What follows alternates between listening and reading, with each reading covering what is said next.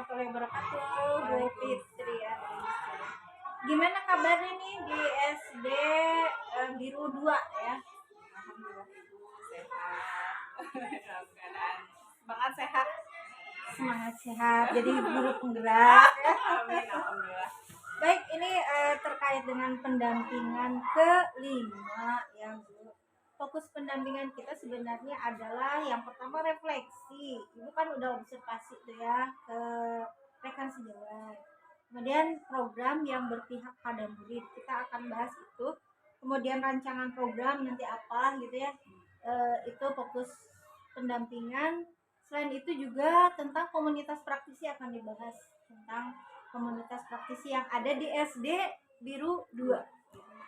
Baik, yang pertama Ibu tentang selama sebulan nih, apa yang proses yang ada yang sudah terjadi, yang sudah dilakukan sama Bu Fitrianingsi ini selama sebulan menjadi CGP angkatan 7.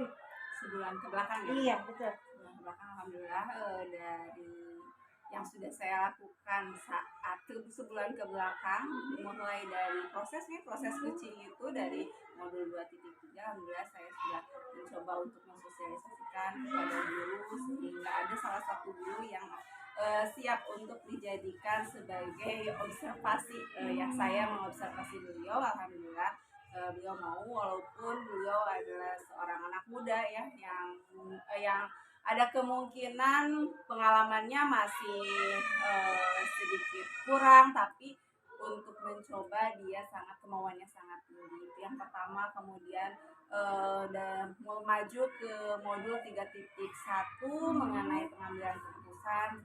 Saya berada di kelompok ini mencoba untuk mengakomodir bagaimana nih apa sih cara pengambilan keputusan yang dilakukan oleh para kepala sekolah atau para pemimpin yang ada di sekolah ini. Kemudian pengolahan sumber daya kemarin pun melakukan sekilas diseminasi mengenai bagaimana cara pengolahan sumber daya yang ada di sekolah dan sekitar. Luar biasa ya, jadi ada observasi ke Pak Wildan gitu ya, kemudian ada identifikasi sumber daya sekolah. Tapi dari sekian banyak nih proses dari selama sebulan ini, apa nih tantangan yang Ibu hadapi? Yang pastinya tantangan itu ketika proses pengambilan keputusan, ketika saya akan melakukan wawancara mengenai bagaimana sih sikap atau cara pengambilan keputusan para pemimpin di sekitar saya, maksudnya sekolah ini. Itu kesulitan yang pertama, tantangan meminta izin adanya jenjangnya, istilahnya saya seorang guru dan kemudian saya akan mewawancarai atasan saya, kemudian atasan orang lain yang jaraknya mungkin ya tidak terlalu dekat sama yang pertama ya. Kemudian yang kedua, cara menggali potensi terkait dengan sumber daya yang ada di sekolah ini. Jadi harus lebih detail lagi, kemudian saya harus lebih bekerja keras lagi mengungkapkan apa saja sih yang dimaksud dengan aset manusia, aset politik, aset sosial, yang kalau hanya dalam tulisan apa sih ini hanya aset sosial, ini hanya interaksi, bukan hanya itu saja. Apakah politik itu apa? Politik maksud di sini itu banyak pertanyaan-pertanyaan yang perlu dijabarkan secara lama. Kalau kemarin hanya sekilas, mungkin harus ada tindak lanjut ke depannya untuk bagaimana caranya agar sekolah kami, guru-guru kami, bahkan pemimpin kami mengetahui aset-aset yang khususnya 7 aset utama yang ada dalam sumber daya yang ada di sekolah ini. Ya, luar biasa ya. Jadi tantangan yang dihadapi kemudian bisa menghadapinya. Ya, mudah-mudahan ya. Alhamdulillah. Dan itu tantangan yang tadi dari proses sebulan itu ternyata ada kaitannya dengan penerapan aksi nyata 3.1 ya Bu. Nah, terkait dengan aksi nyata tersebut nih, proses identifikasi sumber daya di sekolah Biru 2 ini gimana? Proses identifikasinya yang pastinya kami melihat yang pertama aset yang utama, yang paling utama yaitu pastinya manusia. Saya mengidentifikasi dulu bagaimana potensi-potensi yang dimiliki oleh guru-guru kami, oleh anak-anak kami, murid-murid kami, kemudian warga sekolah yang lain, staf administrasi, operator sekolah. Kalian melihat potensi-potensi mereka, mana nih yang bisa kita manfaatkan sebagai sebuah aset atau modal yang dapat mengembangkan sekolah ini sehingga sekolah ini bisa mencapai sebuah visi yang sudah kita canangkan di awal pembelajaran itu bisa tercapai seperti itu. Jadi soalnya yang pertama integrasi dulu bagaimana nih aset manusianya dulu, setelah manusia baru kita maju ke yang lainnya gitu. Jadi yang di awal itu saya manusia, kemudian lingkungan juga kita lihat banyaknya aset di sekitar kita, memiliki banyak aset yang dapat dimanfaatkan baik sebagai media pembelajaran, sumber belajar bagi anak gitu, sehingga nantinya dapat berdampak kepada pembelajaran anak dan berdampak positif bagi anak sehingga anak bisa merasakan secara langsung lingkungannya tidak asing dengan lingkungan sekitarnya. Iya. Dan itu kalau dilihat ya dari penjelasan Bu Fitri, jadi dari 7 aset ini diutamakan adalah sumber daya manusia. Nah, kendalanya atau tantangannya itu ada nggak saat mengidentifikasi sumber daya? Ya, mengidentifikasi sih sebetulnya tidak terlalu banyak tantangan yang dihadapi karena setelah melakukan diskusi percakapan di sana terlihat potensi-potensi yang dimiliki oleh warga sekolah baik dari murid, kreativitas murid dapat terlihat ketika kita melakukan interaksi antara murid dan guru. Kemudian dengan guru-guru terlihat seperti ini karakternya, potensinya, ini bisa dimanfaatkan seperti operator sekolah memiliki sebuah keterampilan atau pengetahuan IT yang sangat luar biasa sehingga dapat dijadikan sebuah aset bagi sekolah kami bagaimana sekolah kami melek teknologi dengan adanya operator tersebut. Jadi kami bisa saling belajar dari manusia, maksudnya antara warga satu dengan warga yang lainnya saling mengisi, saling memberikan sebuah pembelajaran. Jadi cenderung kalau tantangannya itu kendala-kendalanya tidak dirasakan banyak gitu ya. Tidak. Nah, perasaan Bu Fitri itu sendiri gimana nih dalam mengidentifikasi sumber daya ini? Perasaan saya ketika mengidentifikasi sumber daya yang ada di sekolah ini sungguh luar biasa itu ya, sebuah tantangan yang walaupun tantangan itu bisa ya diminimalisir tetapi melalui obrolan santai, melalui diskusi santai, tetapi itu sebuah tantangan bagaimana saya mensiasati tidak terlihat mengidentifikasi tetapi saya sedang mengidentifikasi gitu. Jadi saya sebuah tantangannya seperti itu bagi saya gitu, merasa alhamdulillah ketika oh iya ini dapat teridentifikasi manusianya gitu ya, lingkungannya gitu. Jadi ada perasaan senang mungkin ya, iya. Atau terbebani nggak dengan adanya harus mengidentifikasi sumber daya? Sebetulnya sih karena kita dibawa santai, jadi tidak merasa terbebani, malah kita tahu oh iya ini kita nih nggak boleh ini kita mengeluh setelah pembelajaran. Oh iya itu bukan sebuah aset ketika kita akan merencanakan studi tour nanti pun. Nah ini seperti sama nih, seperti kondisi saat saya menemukan kasus di LMS nih. Oh berarti kita tidak boleh seperti itu. Kita harus melihat aset yang ada, bukan melihat kekurangan yang ada seperti itu. Nah saat mengidentifikasi sumber daya itu pertimbangannya itu seperti apa?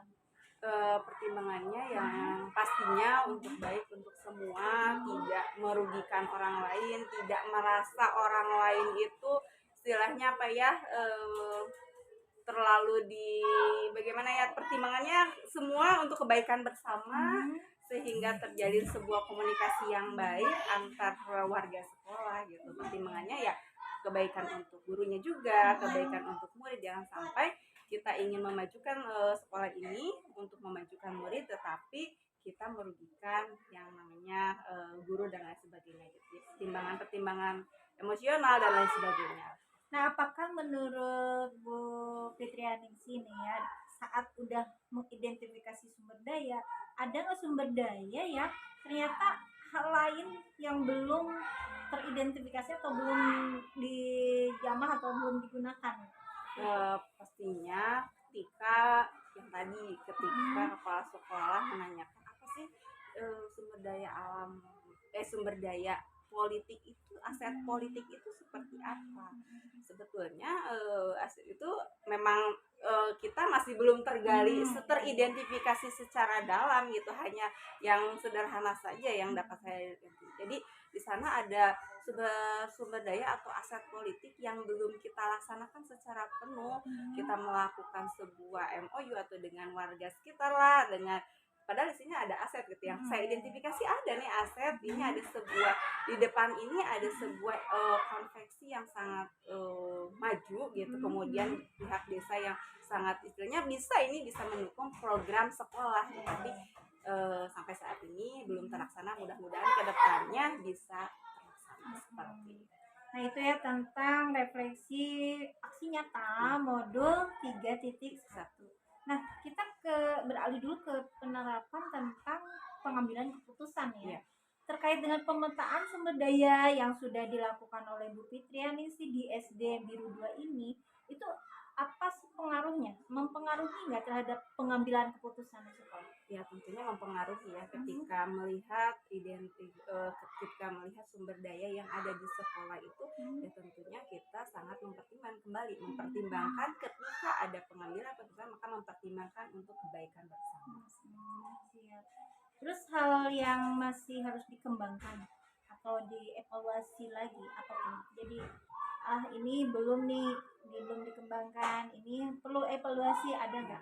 Yang perlu dievaluasi ketika adanya komunikasi antara pihak sekolah yang Trisenta tadi, yang Trisenta pendidikan itu masih harus kembali dianalisis, kembali dikembangkan, kembali di istilahnya diperdalam komunikasi antara guru dengan orang tua dengan maksudnya dengan warga sekitar gitu, sehingga bisa terjalin sebuah sinergi yang baik gitu. Sinergi ya. Baik. Jadi yang untuk pengambilan keputusan ini ya, ternyata barangkali nih ada hal-hal yang harus didukung gitu ya. Apa hal-hal yang harus didukung atau mendukung sehingga pengambilan keputusannya itu berhasil? Yang pastinya pengambilan keputusan dapat berhasil ketika 9 langkah yang dalam pengambilan dan pengujian keputusan itu dilakukan, sehingga mempertimbangkan beberapa aspek, apakah ini termasuk dilema etika, apakah ini termasuk rujukan moral gitu. Terdapat sebuah kasus di sekolah kami pun sama, ketika menganalisis atau mengidentifikasi sebuah sumber daya, ternyata ada sebuah rekan kerja kami yang ini harus diambil keputusan secara cepat nih, sehingga menghasilkan sebuah win-win solution yang baik untuk semua gitu, tidak merugikan guru yang lain dan juga mereka yang adanya masalah tersebut dapat terselesaikan dengan baik gitu. Jadi pengambilan keputusan otomatis ya seperti itu. Terkait dengan pengambilan keputusan ini nih, ada misalnya saat sebelum atau sesudah menjadi guru penggarap ya Ibu, pernah nggak Ibu menemukan dilema etika yang ada di sekitar sekolah ini, baik siswa ataupun rekan kerja? Pastinya ada ya, pastinya ada. Contohnya apa tuh?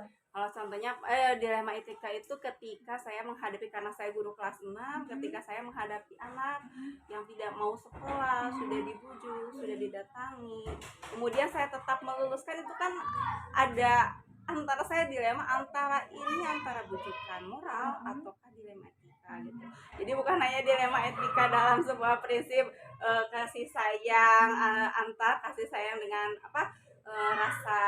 rasa kasihan gitu ya, dengan rasa yang ada, tapi ini apakah ini sebuah dilema etika atau bujukan moral gitu. Ketika saya mengambil keputusan tetap meluluskan, hanya ada syarat-syarat tertentu yang harus dicapai atau yang harus dipenuhi oleh anak tersebut. Itu jadi salah satu pengambilan keputusan yang memang itu tidak hanya saya saja yang mengambil keputusan, tapi kan semua warga sekolah ini bagaimana anak saat di kelas 4, 5, 6, kemudian kalau sekolah pun melihat atau mengikuti, istilahnya mengikuti rapat kelulusan itu bagaimana nih pertimbangan-pertimbangan. Tapi kan yang paling dominan adalah saya sebagai gurunya, guru kelasnya, guru atau kelasnya siswa yang itu iya gitu ya. gitu sekali. Tetap pengambilan keputusan memang ada di guru kelasnya ya, Iya. tetapi ini harus berdasarkan rapat kelulusan gitu ya. Itu dilema etika atau bujukan moral? Ya, sebetulnya sih Bu itu kan kalau dinamakan bujukan moral mungkin iya adanya pelanggaran sebuah apa ya, sebuah pelanggaran hukum ketika bukan pelanggaran hukum juga sih, kode etik lah istilahnya ya, kode etik ketika peraturan ketika anak tidak bersekolah kenapa harus diluluskan. Tapi kan kami pun mempertimbangkan beberapa hal untuk kebaikan anak, sehingga ya itu termasuk dilema etika ketika rasa keadilan dengan rasa kasih sayang kita yang lebih tinggi gitu ya dibandingkan ke anak tersebut, sehingga kita merasakan wah ini sebuah dilema etika di mana-mana memang kita keputusan baik dua-duanya, kita tidak meluluskan pun tidak salah, tapi kita ketika meluluskan pun tidak salah untuk masa depan ketika anak tersebut ingin melanjutkan ke tingkat yang lebih atas, asalkan ada prasyarat gitu, ada sesuatu prasyarat ketika ia ingin lulus dari SD ini mendapatkan ijazah, maka ada ketentuan-ketentuan yang harus dipenuhi. Satu sisi kalau dilihat dari satu orang PS banyak orang gitu kan, begitu siswa yang rajin kasihan ya. Iya betul sekali. Tapi di satu sisi kita ada kemanusiaan untuk ini masa anaknya tidak lulus gitu ya. betul Memang sekali. ini menjadi dilema juga kan, bisa dikatakan dilema etika. Tapi saat Ibu melakukan pengambilan keputusan seperti itu, sudahkah Ibu sesuai dengan modul 3.1 ini? Insya Allah dengan beberapa walaupun tidak semua teruji karena akan ada 9 maka tidak semua teruji, tapi minimal sudah memasuki langkah-langkah dari 9 pengambilan dan pengujian keputusan.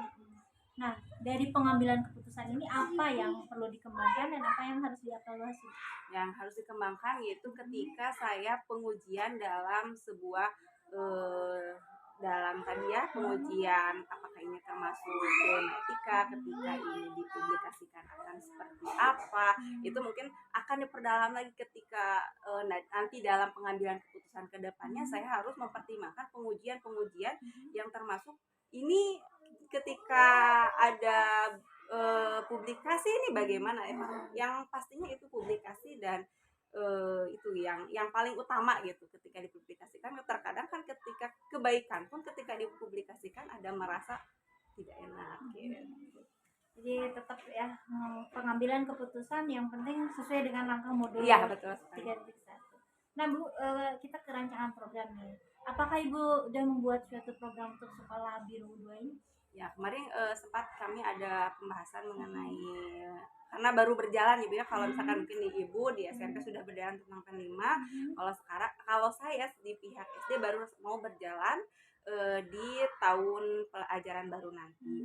Saya sudah merencanakan bersama rekan saya karena itu kan sesuai levelnya, level ABC dan saya level C.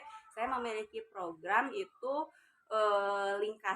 lingkungan sehat dan bersih. Jadi di sana saya akan tetap melihat ke anak-anak itu bagaimana nih suara anak-anak mengenai lingkungan bersih dan sehat. Apa sih yang mereka mau ketika apa manfaatnya, apa dampaknya, kemudian kegiatan apa yang akan mereka lakukan. Kemudian kita akan melakukan, walaupun kita hanya kelas 5, kelas 6, kita melakukan penjadwalan setiap setelah istirahat, entah setelah istirahat atau sebelum masuk, kita melakukan opsi dulu gitu. Nah itu baru rancangan program Lingkasi itu.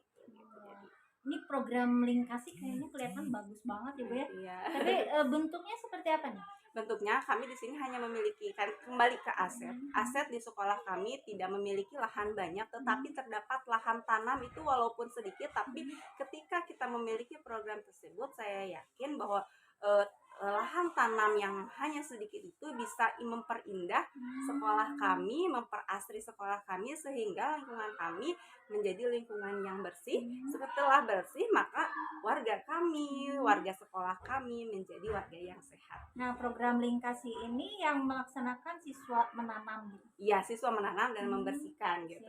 Bagus sekali ya ini. Nah, Mudah-mudahan. terkait dengan Lingkasi ini ya, masih program.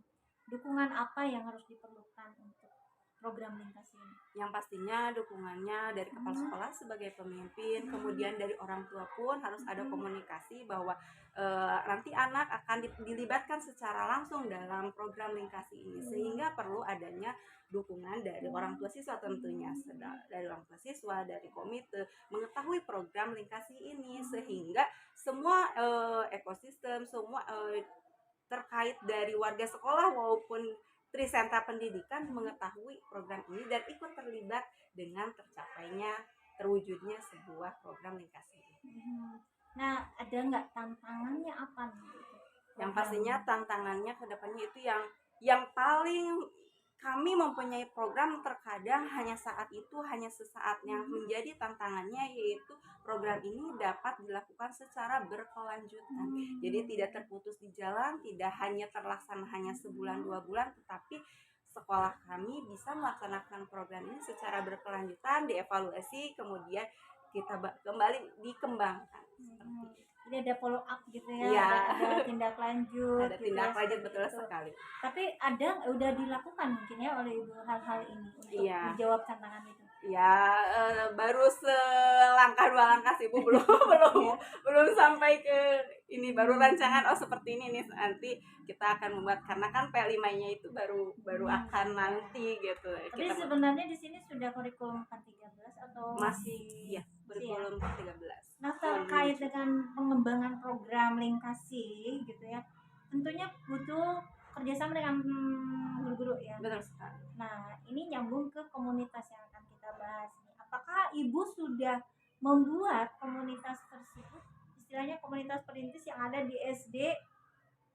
Ya, kalau sampai saat ini masih sangat ya itulah ya, kita jadi terkendalanya ketika kita membuat komunitas, waktu yang sangat berbenturan ketika saya ada tugas sekolah yang utama, kemudian tugas CGP yang seharusnya memang bukan menjadi sebuah halangan, tetapi memang sampai saat ini hanya yang seharusnya kan komunitas praktisi itu terjadwal ya Bu ya, terjadwal dapat dilakukan misalkan sebulan sekali kah atau seminggu 2 kali kah, itu kan sudah harusnya ada, cuman kita belum sampai sana, hanya obrolan sudah menuju ke sana, hanya belum terrealisasi terjadwal sebulan sekali, 2 bulan sekali, atau hanya seminggu, hanya 1 bulan 1 kali atau seminggu sekali, itu belum sampai terjadwal. Tapi kan kalau dalam setahun sekali minimal ada rapat, itu ya, udah membentuk komunitas praktisi kan. Kalau praktisi sekolah udah, kalau terus yang lebih jauhnya KKG